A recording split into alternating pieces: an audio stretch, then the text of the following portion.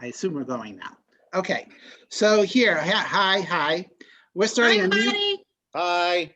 We're starting a new series, Marvel Monday. We'll be watching all 23 MCU movies in the order they were released. There was some discussion about going chronologically, but as the events happened, but Amy put the kibosh on that. For what reason?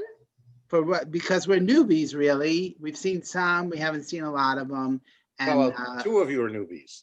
yes, Very newbie. two of us, yes. Yeah. So first up is Iron Man from 2008, which is part of phase 1 of the MCU and issue number 1 if this was a comic book. So this is Amy Goldman, another newbie, Joel Fenster, who knows more about the shit than anyone has a right to, and Mark Gartner, who likes to stir the shit.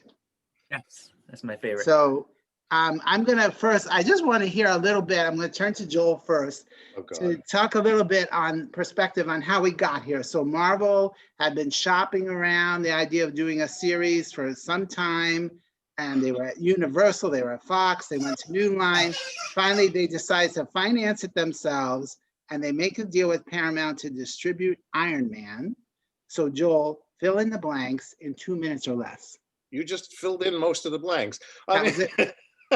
Well, I mean, you know, Marvel, unlike DC Comics, which had Warner Brothers backing them for the longest period of time, Marvel didn't have that. So, you know, throughout the 80s, 90s, you know, into the early 2000s, they had the rights to their characters were split among many studios. You had the Hulk was at Universal, and Blade was Spider-Man at New Line. was at Sony. Spider-Man wound up at Sony. It's a long, interesting story how he apparently got there, but I won't get into that.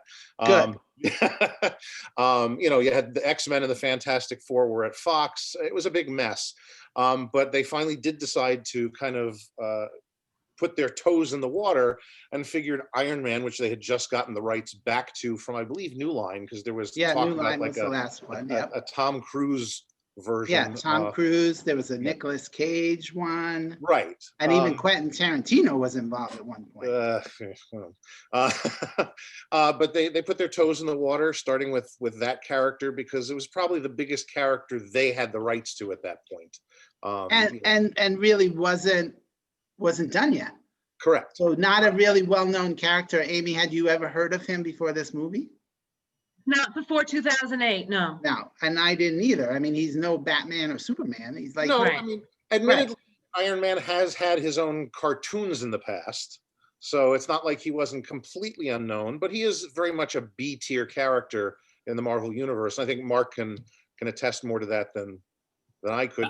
And I'll say, just from my background, while I don't know, Joel is an encyclopedia. I don't know anything about the studios. I just was a real big fan reading Marvel comics growing up in the second half of 80s through the early 90s, but I was more of an X-Men guy and Spider-Man. So I read the Avengers, but I never really read individual Thor or Captain America or Iron Man. But of course, as Joel said, I definitely knew of him. He was very well known. I just didn't like the character. And I'll just jump in and just say that watching the first Iron Man, as someone who kind of didn't really care about him, I was sucked in right away. It was fantastic.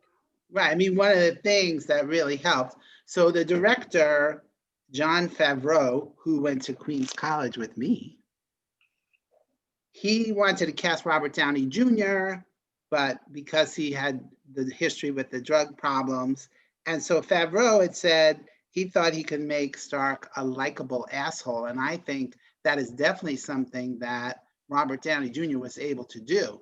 I mean, he's very charming and he is definitely a bit of an asshole. But they had also talked to Sam Rockwell. I think that would have been an interesting choice too, to be Iron Man. I think you know, looking back on it, I can't picture that at all, because Robert Downey Jr. is so snarky.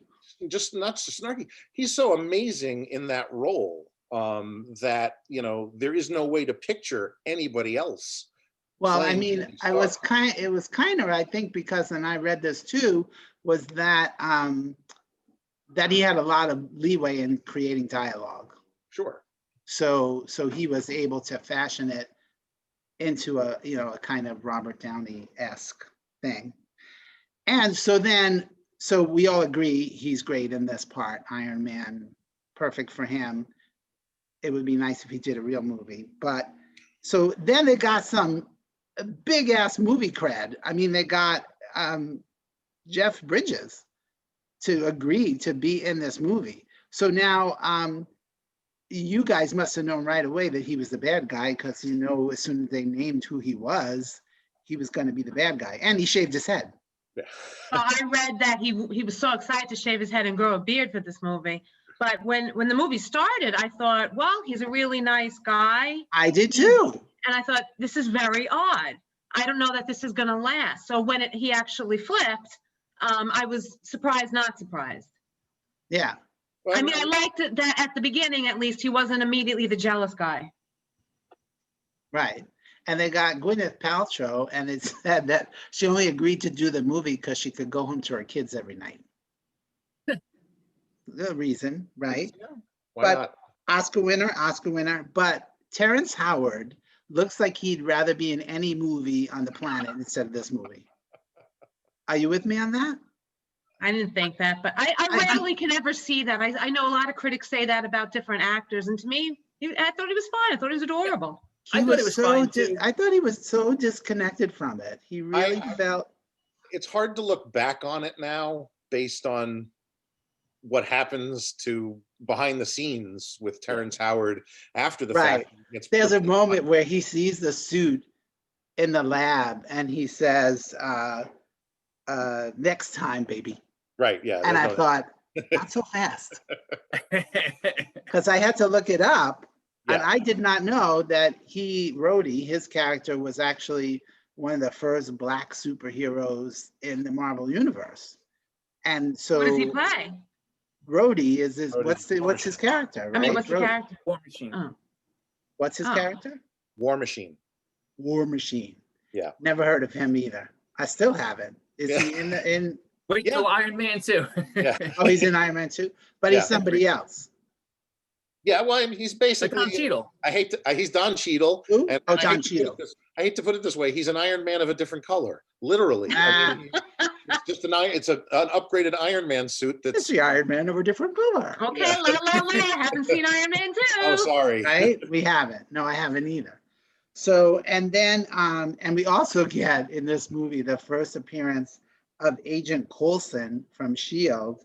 And Clark Gregg has played that part for 12 years now. And he really stepped into some shit getting that part. Good I mean, for he got him. the whole TV series. Yes. I got nothing. Yeah. And he's I'll- married to Baby. What? And what? What? Married to Baby. Jennifer Grey. Oh, yeah, no, Oh, they're okay. they're getting divorced. Oh, look. I'm like, Wow. this is Sorry. what I heard. He married the baby. Right. Baby Groot. He married Okay. Baby Groot. All right, so then the movie comes out. It's a big hit. The AFI picks it as one of the top 10 films of the year. It got 2 Oscar nominations, granted for technical shit. And of course, it's a big hit and it launches the whole Marvel universe. Now they're on a roll. Okay, so now let's talk a little bit about the movie itself. And now I'm going to turn to Amy to talk about the premise of the movie. Tony Stark inherits Stark Industries from his dad, and So he's captured in Afghanistan. right. And So in order, the comic books, it was Vietnam, but Jon Right. Favreau didn't want to do a period movie, Right. so right. they moved it up to Afghanistan. And right. he built a somewhat cheapo version of the Iron Man suit so he could get away, which he does. Now, wait a minute. I want to talk about that because so Yinsen, who's the fellow captive who's in there with him, implants, I'm reading this, an electromagnet into Stark's chest to keep the shrapnel shards that wounded him from reaching his heart and killing him. What the fuck? I totally just thought, had oh this my thing God, hanging what is out? that? That's What? bizarre to me. That was just way too out there comic book world. So, okay, Joel, how did this happen in the comic book? Right. Mark, you know? you know, He just had it hanging around here. This will save you. Ooh. Guys, this is the same universe where people get bit by spiders and turn into superheroes. You gotta go with it. Yeah. Just accept Reed Richards from the Fantastic Four would have built the same thing in 37 seconds. You just got to understand they're so smart and they have the technology lying I around. definitely got the idea that Tony Stark was very smart and he built this. But why did he have to build a suit to get away? There was no other way to get away. Well, not from the 50 suit? people with machine guns. Well, you know, And then they're building the whole suit and nobody notices. well, because They're on videotape. Because he was building something for them. He was building the ultimate weapon for them. Yeah, Yeah, that's but what they thought he's he was got this doing. blue thing in his chest. yeah, All but right. they could just pass that off as they put that in his chest to keep him alive, so he could Yeah. build the weapon for them And where did he get this thing to put in from his the chest? technology that they had there. They were able to Oh, pull it okay. out of something. Yeah, they pulled it out of There their is- ass. well, That's where yeah, they you pulled know, it out of, yeah. See, Well, you no, had having, some of- having it appear so easily didn't bother me at all. It was just the fact that it was something implanted in this human's chest, as Right. opposed to just being part of the costume, the suit, which I always thought it was. I was like, oh Right. God. But Right. it didn't bother me that much. And Not in terms of how quick. then Gwyneth Paltrow has to get replaced, and Gwyneth Paltrow has to go in and get it, and he says, "Don't disconnect that," and she pulls it out, disconnects it, nothing happens. Right. Well, he starts hyperventilating and going into cardiac arrest did it. until he's able to knock the other one down. Yeah. No, I don't Just in think so. time. Just Wow. in time. Just in the Okay. Nick Fury of When, time. when All right, so Amy, so Nice. the bad guys are who? what's the Afghanistan, group? Taliban. The group? Oh, No, I don't remember. All right. So the group in the movie it's called. that captures him at the beginning they're in the movie they're called the 10 The Rings. 10 Rings. Yes. Right. Rings are very big in the MCU. Yeah, well, yes. Well, rings are very big in Marvel Comics. As to whether they continue this in the MCU is going to be interesting, and I don't want to get too deep into the discussion because the 10 Rings connects to 3 other characters that you haven't even gotten to yet. So, All right, so Mark, is this story anywhere related to the comic books? Again, I don't know Iron Man's origin, so I can't answer that. But it's an offshoot, like all the MCU movies. That's why when I argue with Barry or whatever, you got to just kind of. I took it and ran with it. I had no problem at all. The very premise that you have a problem with, to me, is very comic booky and happens every other issue. Someone has something lodged in their heart, and you got to save them by doing something like that. So to me, that's not a problem. I thought it was done well. Oh, no, I definitely think it was done well. So he creates the suit. Yeah. And Jeff Bridges makes his big switch. But here's what I'm wondering. If 10 Rings already had a relationship to Jeff Bridges, then what did they need Tony Stark for? They could have just continued and done that already. okay, it's been a while since I've seen the movie, quite All right. honestly. So I admit that it's been at least 2 years. And so they didn't really need Stark in the first place. No, I there think was they had a- to dispose him from because he was still had control. He's right, the Joel? CEO of the Yeah, company. he's the CEO of the company. Yeah, but they went and voted behind his back, right? And then the 10 Rings had Jeff Bridges on their side, so they already had access to the technology. But couldn't they only vote behind his back because he was in Afghanistan, stuck for 3 months? So they Yes, were like, well, we got to move on. It was something like that. I don't remember the specific. I don't think they could just do it without him being there. And I then think Jeff that's- Bridges takes out this paralyzing technology, and Iron Man can't move. Why not just use that on everybody? You could stop the whole Afghanistan by injecting them with the paralyzing stuff. Well, but he's not going to make money by doing that. He's making money by selling his weapons to the 10 Rings. Okay, so it was very cute in the very beginning. Giving you applause on that one. Yes, very good. Applause. I liked it too. He says, Stark takes a picture with one of the army guys and he said, "Don't let me see this on your MySpace page." I'm like, wow, it's 2008. But he was obviously making a joke because even then MySpace was pretty lame and he's saying this kid is on MySpace still. All right, so then, okay, what do you get when Iron Man takes his suit off, stark naked. Okay. Okay, so it got pretty. Boy. It got pretty good reviews, right? And all that Great aside, reviews, I really, remember. I'm being funny, I'm nitpicking, but I really did enjoy it. And I want to say the reason I think why I would give it a solid three stars, maybe even push it to 3.5. Out of Because- what? 4. Out of four, Okay. always out of 4. Okay. But because I felt like it moved and there was nothing that dragged on that was monotonous and boring. Because in the later ones, and I've seen some other ones, they're like so impressed with their CGI that you're like, okay, all right, we see you can throw a thing and break a thing, but let's move on. It doesn't really help. And here I felt they did the technology thing and they kept it moving and it really moved on. So I really enjoyed the movie. Aim? What first I didn't love it as much as I expected to because I remember it being such a phenomenon and getting such great reviews, but I also give it 3 out of 4 stars. I'm never really a big fan of the smart talking guy who always has the perfect thing to say every time and he's always so smooth and cool about it. But okay, fine. But you how they just went with it. described Mark Gardner, you realize that, right? Oh, sure. Yeah. It's true. Oh, I had something good I was going to say. Oh, I loved the little spurts of humor. I would have loved even more, like when he was trying out the jetpack and the flying and he flipped up and crashed into the wall. The way the robots were animatronic and you looked at them like they were little puppies. I was like, oh, the puppies. So, and I just loved the whole scene of putting the uniform on him that first time. It was beautiful. Yeah. But like any other superhero movie, which is why I so rarely watch them and wanted to do this because I've seen so few, there's always the huge chase scene at the end that Yeah. lasts for 20 minutes and it's flashing and lights and explosions coming at you to the point where I'm like, let me check IMDb's plot synopsis because I don't know what the fuck is going on anymore. Yeah. It's just craziness and it just never stops. But So, I but thought other they than kept that, it under control here. I really did. Compared to later films, Amy, you're Yeah. you're gonna think this was brilliant.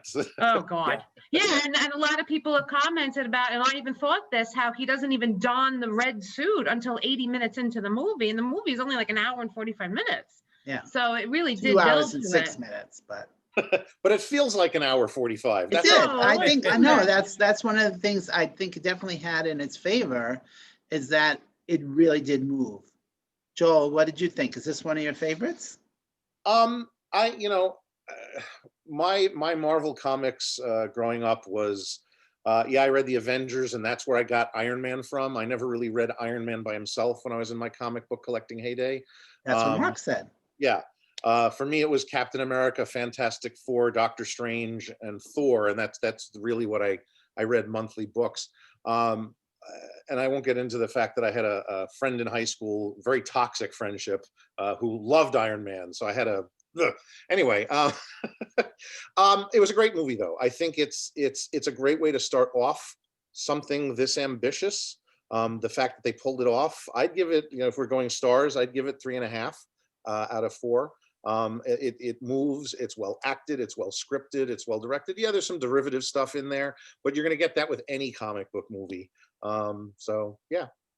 Yeah, Did and you I ever think think it was the start of something big, the way it became?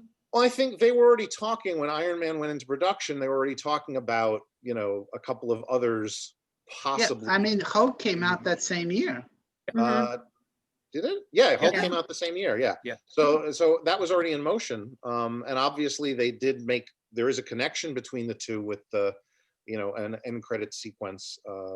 At some Yeah, point. let's talk about that because whoever decided to put in these end credit sequences really are torturous people because those credits are like 6 minutes long. Yeah. And That's what to have fast to, forward for. and right, well, but not in a movie theater. So Sure. everybody is waiting because they didn't know that first one, and then everybody's telling them, "Oh my God, you have to stay for the credit." And Right.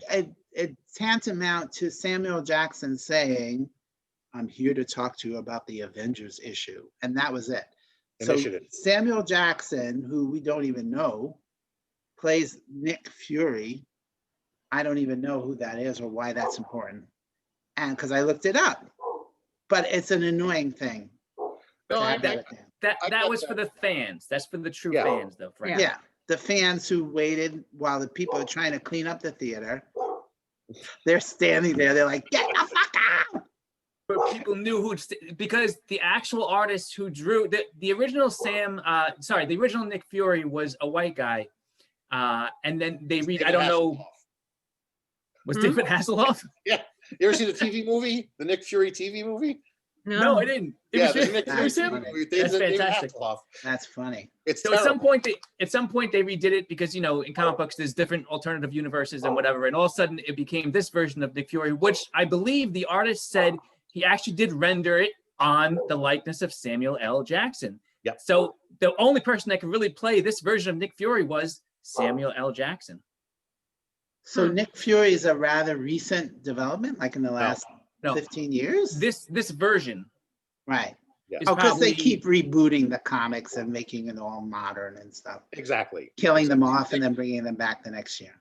The original Nick Fury was a World War II soldier who was the leader of a group called the Howling Commandos, and they fought with Captain America, against Germans. And then when they moved him Nerd out alert, nerd alert, nerd alert. when they moved him out of the World War II era, he became the head of SHIELD, which was a 60s spy agency. Like, He turned black when? When I don't remember when Marvel launched In the what they called 90s. their Ultimate 90s, I would Universe. say. Yes, yeah, probably. All right, so Mark, final thoughts on Iron Man before we sign off? I'd go with a 3 stars as well. I guess my comments are, again, I wasn't a fan of him from the comics, and I love the movie. And let's face it, if that movie had failed, the entire MCU would not be what it is right now. It maybe it would have gone nowhere. Maybe Kevin Feige would have been fired. I don't know. All I'll say real quick is that I'm truly an X-Men guy, and I consider the start of real comic book movies in 2000 with X-Men 1, and I think that helped create this, because if you didn't have the success of X-Men and Spider-Man as being legit movies with actual actors that are, Sir Patrick Stewart and Halle Berry, Oscar-winning people that are not in these cheesy movies anymore. These are real movies, and I think that helped build this. And I got to give a lot of props to Jon Favreau for not just doing this, but I love his character, Happy. I hope you guys enjoy his progression through all the movies. He only is a bit player, but even in the Spider-Man and stuff like that, he's always there. He's always funny in his little bit parts, and just always watch out for him. Okay. I always liked him too. Yeah, so, but how did, maybe I'm sidetracking here, but so those movies aren't considered part of the MCU, those X-Men and No. Spider-Man and all that. No, They only have but to me, They'll have 23 movies to get through. right. No, just compared to any comic book movie made before 2000, I feel like was at a lower level. I guess you could say it was a comic book movie, and now these are more legit real movies that are being considered. I think if you look at the Marvel movies that were made before that, because the DC movies did have, for the most part, the backing of Warner Brothers, so there was a lot of money involved there. Right. That's fair. if you- Superman number 1 and Superman 17 and was- Batman are terrific. Yeah, But that's if you- true. That's true. If you want to look at the Marvel movies from beforehand, the easy one to look at or not look at is the Fantastic. Captain America film that Cannon did back in the late 80s, early 90s. Watch that at some point and compare it to what you're about to watch in like a month, and you'll be like, what the hell is this shit? You Right. know? And so that brings us to next week. Our movie is The Incredible Hulk. And it's actually from 2009, which was the next year. But there was a previous version of Incredible Hulk that Ang Lee made a multi-million-dollar art movie with. But we're not watching that one. No. No. Correct. Everybody agreed. We're going to ignore that one and start with the 2009. So if anybody would like to join us, drop us a note and we'll add you to the Zoom. We could all have a discussion. And also Incredible Hulk is not streaming anywhere. Most of the MCU are on Disney Plus, but this is not. So if you want to see it, just let me know and I will share it with you. All right. Thanks, guys. All right. Have a good night. We'll see you next week. We'll see you next week. Bye. Is there a proper MCU sign off? Excelsior, I don't know. Yes. Enough said. That's the Enough one said. that'll work. All Enough said. right. Good night, everybody. Bye. Right.